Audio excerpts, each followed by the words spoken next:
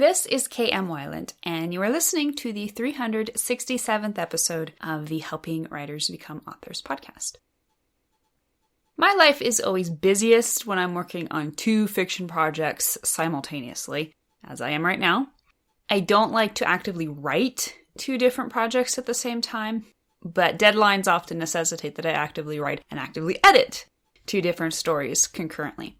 Right now I'm working on the scene outline for my Portal Fantasy sequel Dreambreaker in the mornings, and doing the second round of major edits on my historical superhero work in progress Wayfarer in the afternoons. It can be a little disorienting at first. I've mistyped the 2 protagonists' names once or twice, but because the brainwaves needed to outline and edit are so different, it's generally pretty easy to find different gears for each. Still, it's an intensive time of story focus, which is both good and bad, as both the temperature and the snow is falling outside. It's a good time to hunker down inside and get some work done. But the trick will be whether or not I can meet my probably unrealistic goal of finishing the editing before Christmas Company arrives. The latest post on my blog is 5 steps to a thorough book edit. If you want to improve your story, a thorough book edit must happen. Luckily, with the right tools, mindset, and preparation, it doesn't have to be scary at all. To read the post, visit my site at helpingwritersbecomeauthors.com. And now, I hope you enjoyed this week's podcast entitled The Number One Way to Write Intense Story Conflict. One of the main pursuits of any story is conflict. The old saw tells us no conflict, no story. So we're always chasing after this little friction-causing engine. But as with so many things in writing, sometimes concentrating on the thing itself ends with us missing the forest for the trees. Conflict is all hard, confrontational, pokey edges. Even the word itself is pokey with its hard k and t sounds and the visually jabbing f right there at its core. It's anything but warm and cuddly. And why would we want it to be? It's conflict. It's angry eyes across the dinner table. It's broken dreams. It's napalm in the morning. That's the stuff of story conflict. That's the driving force of great plots everywhere. But by itself, it will always fall flat. You will never reach your goal of writing gripping and intense story conflict if you haven't first discovered a reason to make your conflict matter to readers. That reason is empathy. First, let's take a moment to consider the important factors that must be present to create worthwhile conflict in your story. First of all, just dismiss the notion that conflict is 2 people fighting. Conflict is about the opposing forces of goal and obstacle. You don't have to have 2 armies to have conflict. You can get it just from a man trying to figure out how to clean a stain off his shirt. Still, most conflict in fiction will take the form of 2 human beings opposing each other. One or both of those human beings has a goal, and the opposing human being, the opponent, will be presenting an obstacle to that goal. When Bob Wallace in White Christmas wants to go to New York to promote his show, while his partner Phil Davis points at his bum arm and guilts him into going to the skiing lodge in Vermont instead, that's a goal obstructed by another goal. That's conflict. But who cares? Who cares if 2 people want different things? Bob wants to go to New York. Phil wants to go to Vermont. All God's children want to go to Hawaii. So what? That is the question.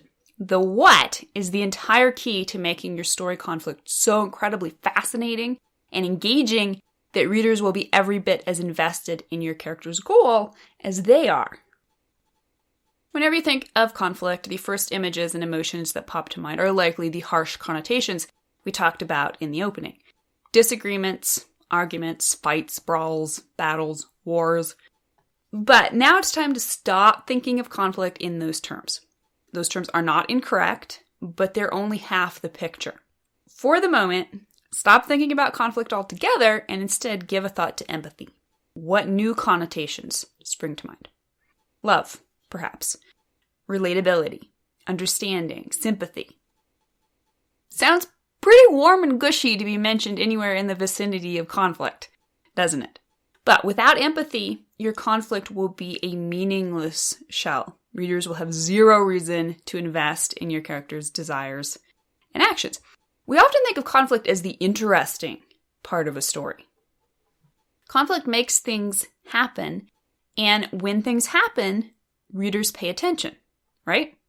In an October 2016 interview with The Writer, Author Guild President Roxana Robinson noted, "Empathy animates connection and creates engagement. Empathy is the true engine of writing. Without it, conflict is empty. It doesn't matter to the reader if two people fight and you don't care about them. It's empathy that draws you, the reader, and me, the writer, into their hearts." Have you ever picked up a novel that dumped you into a code red firefight right from the first sentence? Exciting. The author was obviously doing his best to suck readers in with an exciting hook. But all by itself, that electric opening conflict is just as likely as not to fall flat. Why? Because at that point in the story, it's just sound and fury signifying nothing. Readers don't know the characters and have no reason to care about the stakes. At that point, they might just as well root for the antagonist as the protagonist for all they know or care about these people. So how can you create the kind of empathy that will make your story conflict matter to readers? The short answer is it all comes down to characters. Create characters readers care about, and you can bet readers will also care deeply about the conflict those characters are engaging in. The heart of empathy is relatability. Readers must be able to see a little of themselves in the characters, to put themselves in the characters' shoes. When they do that, they will care. Why? Because in essence, they will now be caring about a little part of themselves. So here are 5 specific questions you can ask on your way to crafting rich and deep characters who will draw readers into empathizing with their conflicts. Question number 1. What is your character's motive? I'm often asked, how can I make readers like my character even when he's maybe doing some pretty bad stuff? It always comes down to the character's motive. Why is he doing what he's doing? Take over the world just because I am a total psycho and it sounds like fun. Not so relatable. But backstab my best friend to get in with the cool kids, most of us can at least relate to the emotions, desires, and pains that would spark such an idea. For example, the reason we care about Bob and Phil's classic conflict in White Christmas is because we understand Phil's motivations. He wants Bob to find a girl and get married because he's a lonely, miserable, unhappy man. And also because Phil wants 45 minutes all to himself. Currently, Phil may be the one making Bob miserable, but his heart is in the right place, and we love him for it. Question number 2. What is your character's goal? If motives were horses, beggars would take over the kingdom, or something like that. The point is your character's motives cannot live in isolation. It's not enough for your characters to sit around having good or bad thoughts about something they'd like to do. Doesn't matter how relatable a motivation is, readers won't care a nickel about it until the character actually acts on it. For example, when Luke Skywalker sets out to save Han and Leia from Darth Vader in The Empire Strikes Back, it isn't just his honorable motivation that invests us in the conflict. We also deeply care about the goal itself. We're interested in the forward momentum of it. He's doing something about his desire. And we're also invested in its outcome. And thus, the obstacles and conflict Vader throws up in Luke's way. Question number 3. How does your character's interiority present him? In a novel, you have the added benefit of drawing readers to your characters through the internal narrative. The deeper the narrative, the deeper you can pull readers directly into the brain of your protagonist. Readers get to experience life right alongside the character. They eat, sleep, and breathe with him. They become him. This is the great cathartic power of fiction. The ability to relate and care about an imaginary personage as deeply as we do about ourselves. This is why we read in the first place.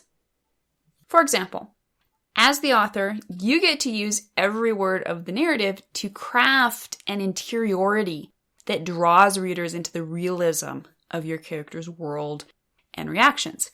In Malina McGraw's literary war epic, After Dunkirk, she writes from the protagonist's perspective. And I stank of fear, past, present, and future.